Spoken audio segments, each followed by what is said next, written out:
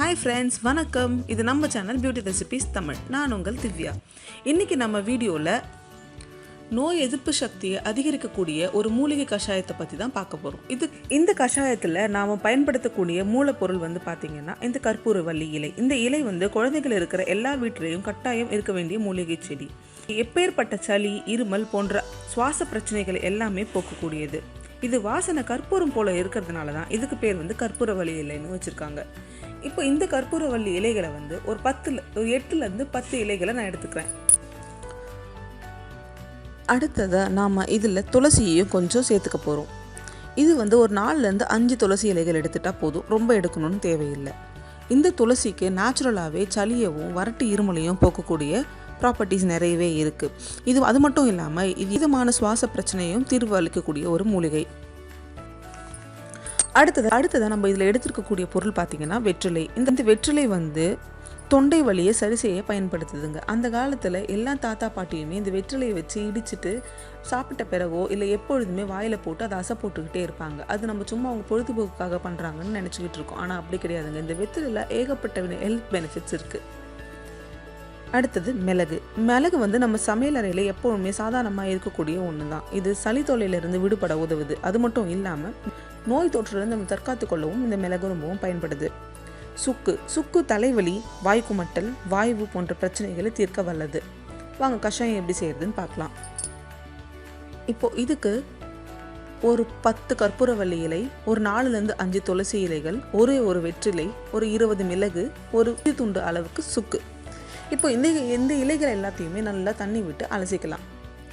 அலசி எடுத்த பிறகு இந்த சுக்கை நல்லா நுணுக்கிக்கணும். சுக்கை மிக்சியில் போட்டு அரைச்சிடாதீங்க, இல்லாட்டி சுக்கு தூள் இருந்தால் யூஸ் பண்ணாதீங்க. அதை நல்லா நம்ம கைகளாலேயே இடித்து தான் யூஸ் பண்ணணும். அப்போ தான் அதில் இருக்கிற பயன்கள் நம்மளுக்கு நல்லா கிடைக்கும்.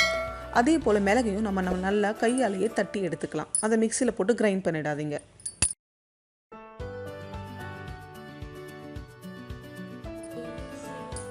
இப்போ வெற்றிலையை நம்ம கைகளாலேயே கிள்ளி ஒரு 10 பீஸ் வர போல் கிள்ளி வச்சுருக்கோம்.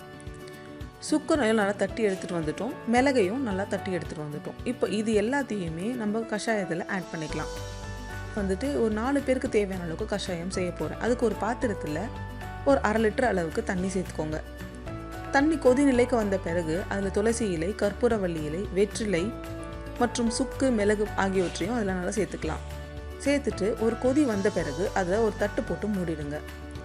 அப்படியே ஒரு 5லேருந்து 10 நிமிஷம் அதை அப்படியே கொதிக்க விடுங்க. கொதித்த பிறகு தட்டை திறந்து பார்த்தீங்கன்னா அந்த இலைகள்லையும் சுக்கு மிளகுலையும் இருக்கிற சத்துக்கள் எல்லாமே அந்த தண்ணியில் நீர் இருக்கிறத நம்ம கண் கூட பார்க்க முடியும். இப்போ நம்மளுக்கான கஷாயம் ரெடி ஆயிடுச்சுங்க.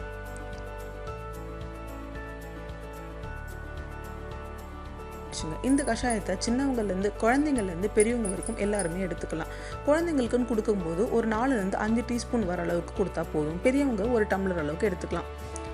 குழந்தைங்க அப்படியே குடிக்கிறதுக்கு கஷ்டப்படுவாங்க. குழந்தைங்க மட்டும் இல்லைங்க, நம்ம பெரியவங்க கூட தான் கஷாயம்னாவே எல்லாருமே கஷ்டப்படுவாங்க. ஸோ அதை நம்ம அவங்களுக்கு பிடிக்கிற விதமாக மாற்றுறதுக்கு வேணும்னா நம்ம அதில் கொஞ்சம் நாட்டு சக்கரை ஆட் பண்ணிக்கலாம். ஆனால் ஆட் பண்ணாமல் அதை வெறும்னே குடிக்கிறது இன்னும் நல்லது. ஸோ நாட்டு சக்கரை நல்லா கரையிற அளவுக்கு கலந்து விட்டுக்கோங்க. வெள்ளை சக்கரை மட்டும் கண்டிப்பாக சேர்த்துடாதீங்க. அதை இந்த கஷாயத்தில் இருக்கக்கூடிய நன்மைகள் எல்லாமே போயிடும். அதனால் கூடிய அளவு நாட்டு சர்க்கரையாக பயன்படுத்துங்க. இல்லைனா எதுவுமே கலக்காமல் அப்படியே வடிகட்டி குடிச்சிருங்க. இந்த கஷாயத்தை நம்ம குடிக்கிறதுனால நம்ம உடம்புல இருக்கக்கூடிய நோய் எதிர்ப்பு சக்தி மிகவும் அதிகமாகிடும். இப்போ ஏகப்பட்ட வைரஸ் நம்மளை தாக்குதுன்னு சொல்கிறாங்க. அந்த வைரஸ்லேருந்து நம்மளை தற்காத்து கொள்வதற்கு இந்த கஷாயம் ரொம்பவே நம்மளுக்கு ஹெல்ப் பண்ணும்.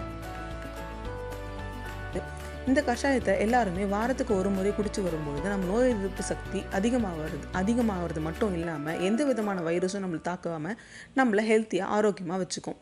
இது போன்ற பயனுள்ள தகவல்களுடன் நான் உங்களை அடுத்த வீடியோவில் சந்திக்கிறேன். தேங்க்யூ.